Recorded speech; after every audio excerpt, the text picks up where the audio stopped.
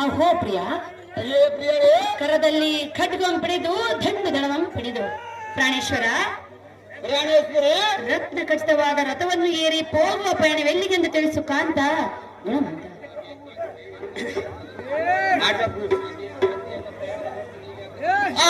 ಕಾಂತಿ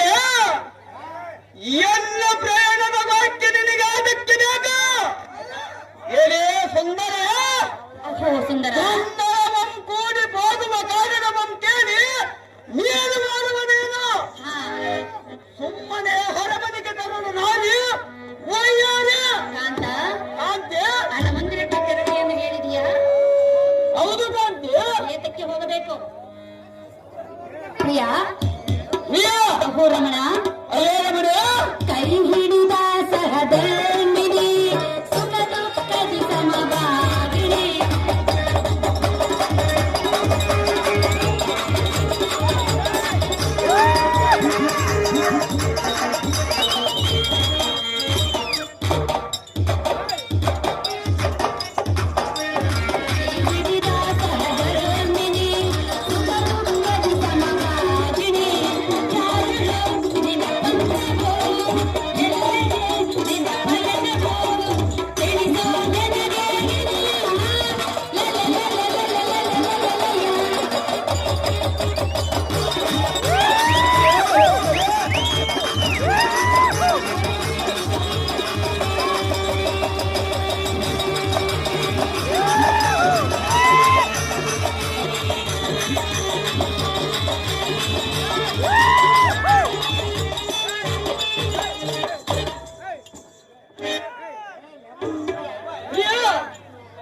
ಅಹೋ ಕಾಂತ